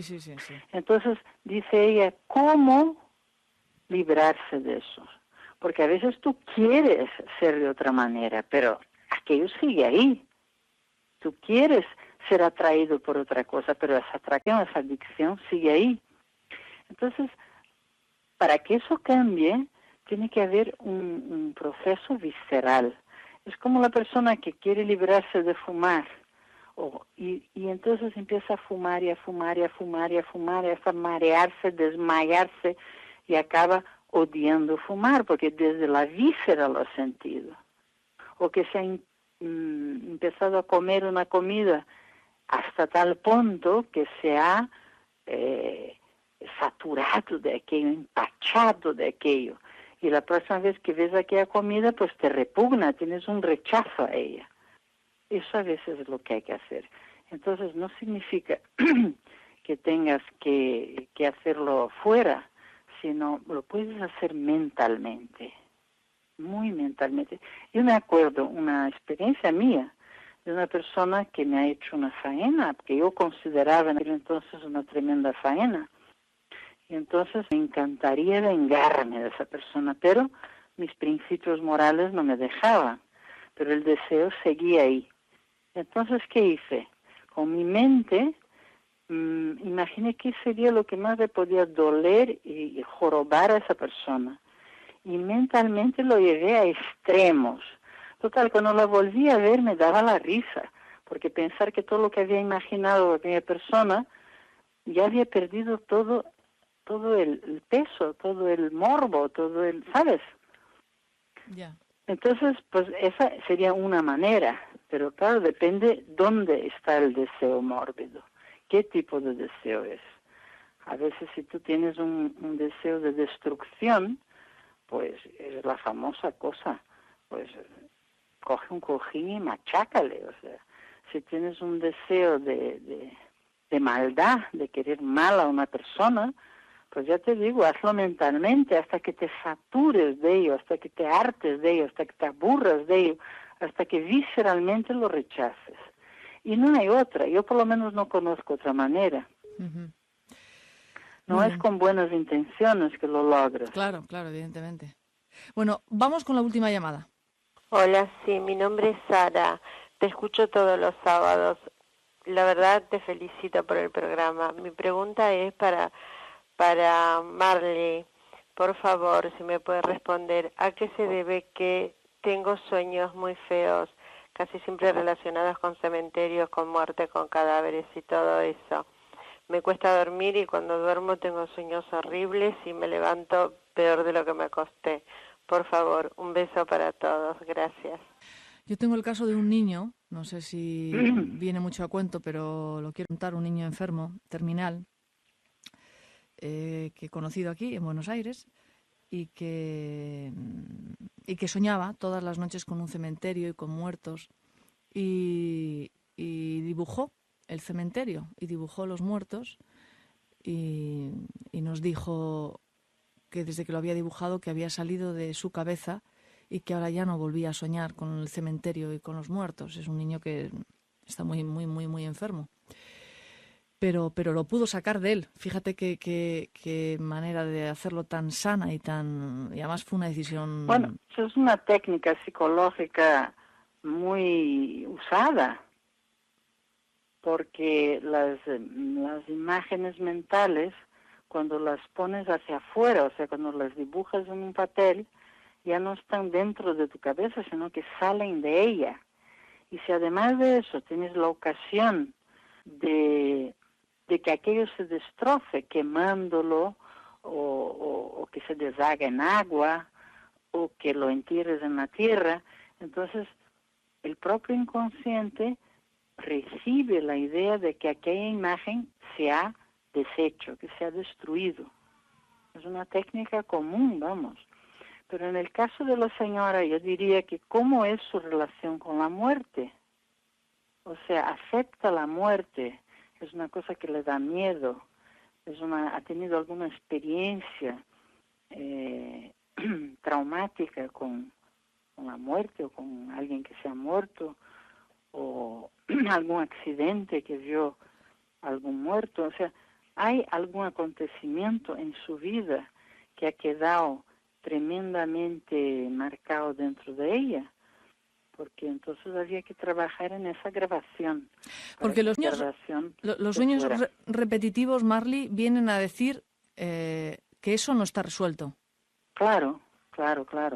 Es como una válvula de escape, ¿no?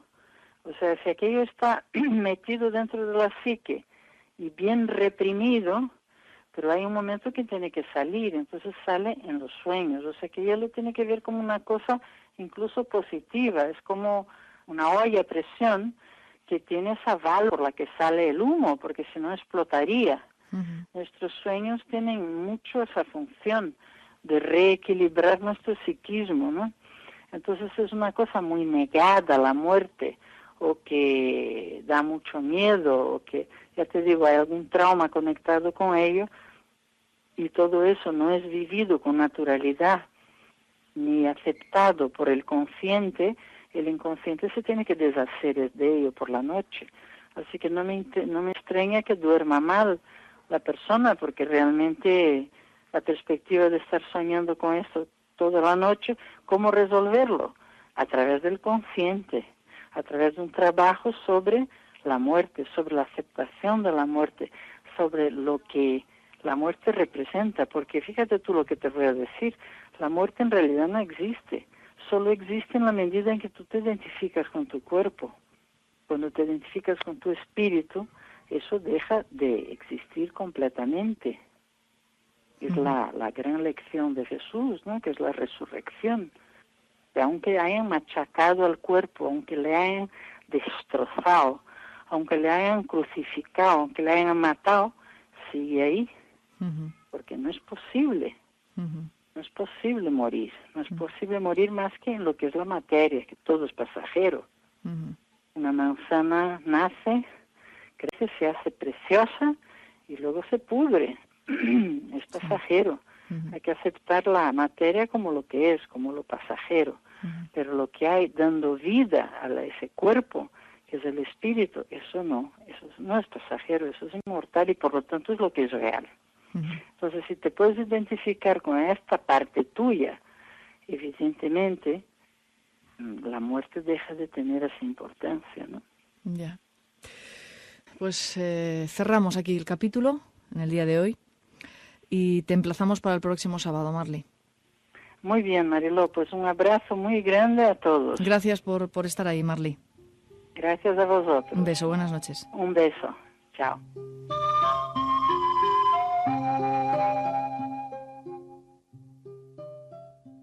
Sin embargo, a pesar de las incertidumbres, yo sabía que en un futuro cercano te llamaría para agradecerte por ser hincapié también en mis cambios.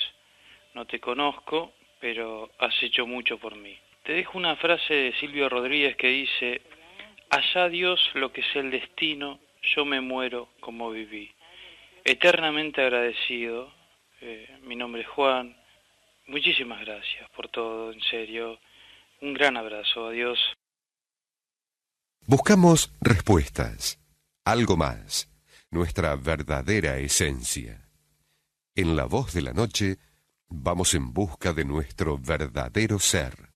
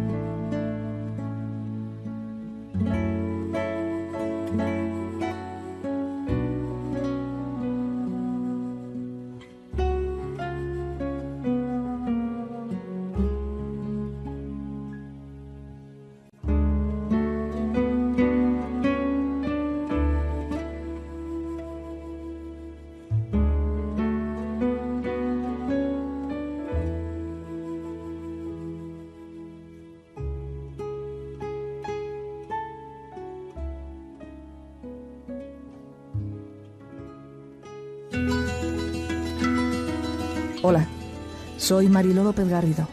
Te invito a iniciar un camino interior. Porque muchas veces creemos que evolucionar significa crecer más, ser mejor que los demás. Sin embargo, evolucionar de verdad, significa crecer juntos, crecer juntas. La Voz de la Noche. Para vos, en Continental.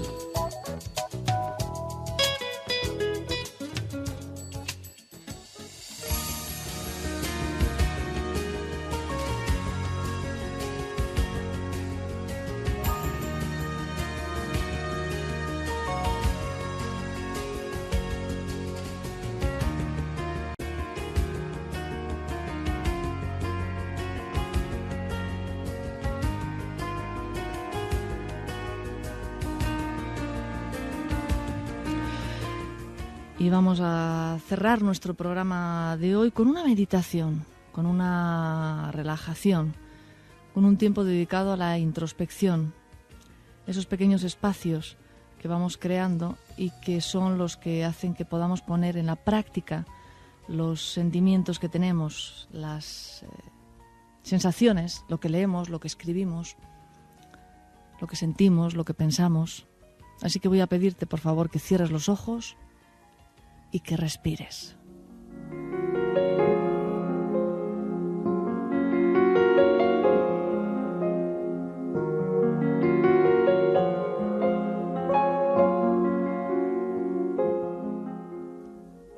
Respira en tu estómago, en tus intestinos, y sientes cómo sube y baja con tu respiración tu estómago, en tu corazón.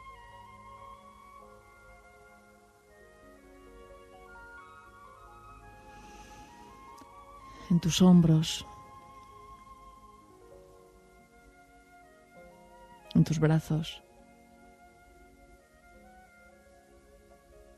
en tus codos. Respiras en tus muñecas, en tus dedos, en la palma de tus manos, en tus uñas. Respiras en tus uñas y con la respiración sientes las uñas.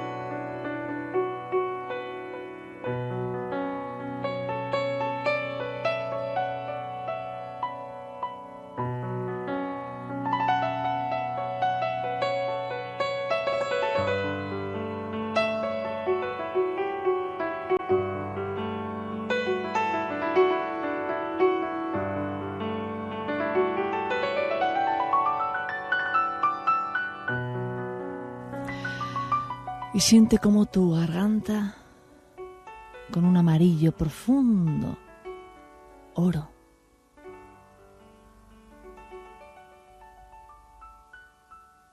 se hace cada vez más amplia. Tu boca, tus labios, tu nariz, tus ojos,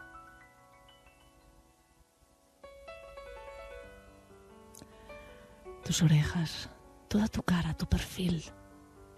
Puedes respirar, incluso en tu pelo.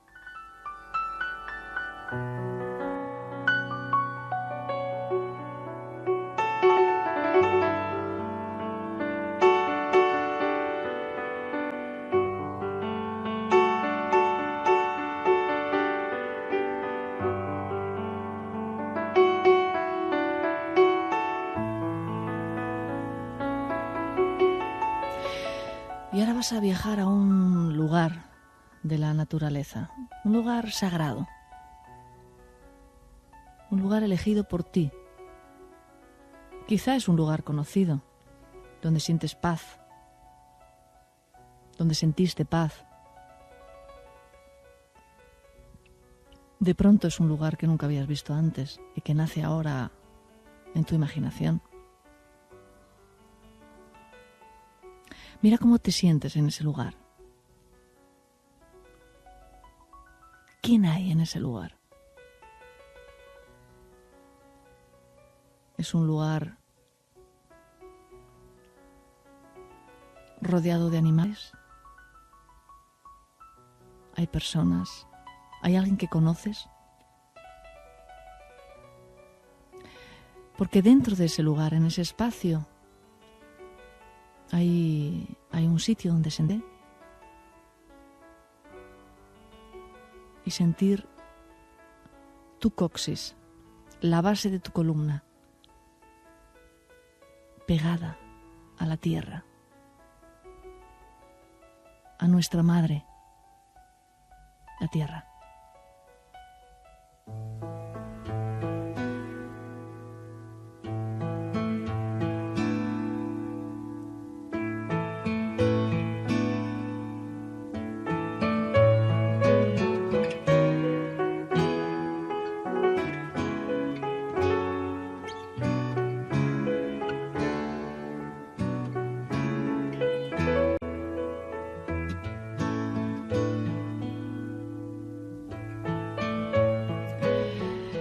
Ese es tu lugar sagrado, tu lugar de paz.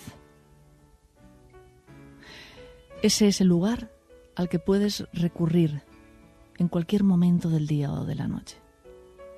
Ese es tu espacio, creado para ti, solo para ti. Te pertenece ese lugar y tú perteneces a ese lugar.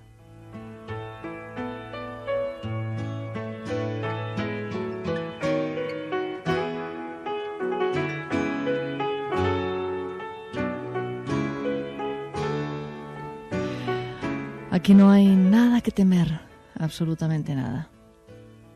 Y aquí puedes hacer un pequeño resumen de lo que ha sido tu semana. ¿Cómo comenzamos la semana? El lunes, ¿lo recuerdas?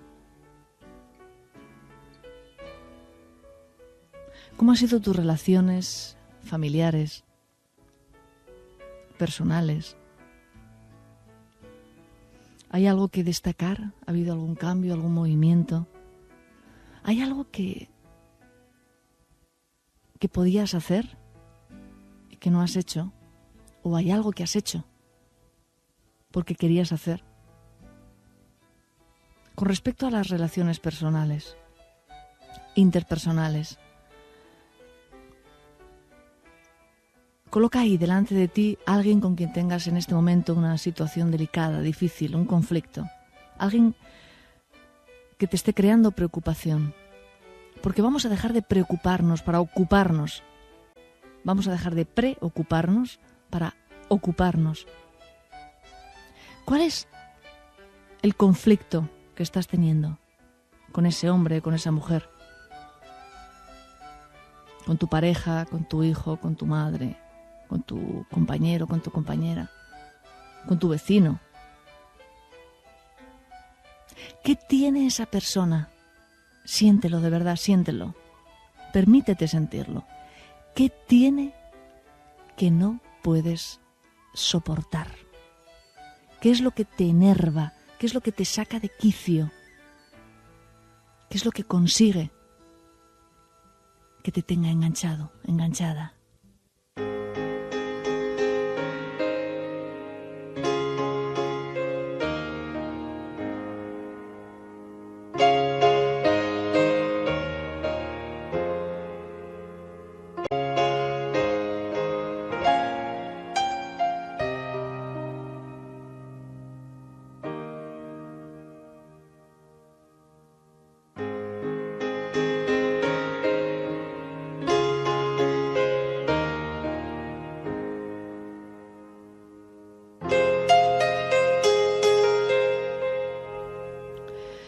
Y mira si puedes ver esa parte en ti, esa parte negada en ti.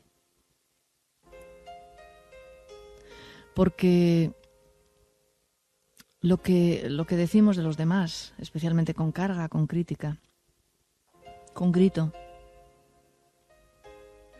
casi siempre habla mucho más de nosotros que de ellos.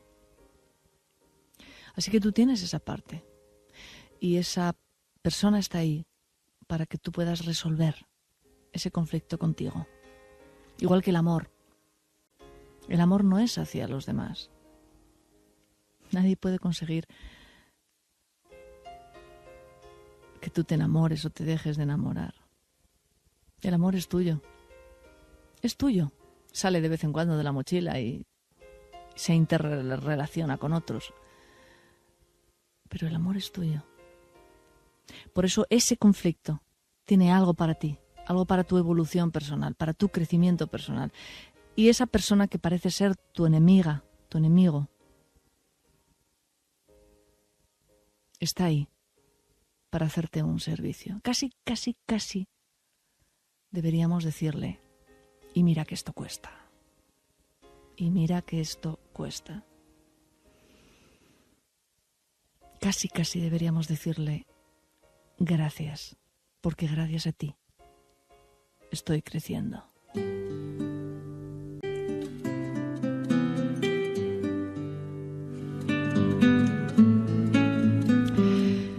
Gracias por estar ahí. Que no olvidemos, que seamos conscientes de nuestra realidad y que nos juguemos el tipo. Que nos juguemos el tipo. Volvemos el próximo sábado. Un beso muy fuerte. Buenas noches.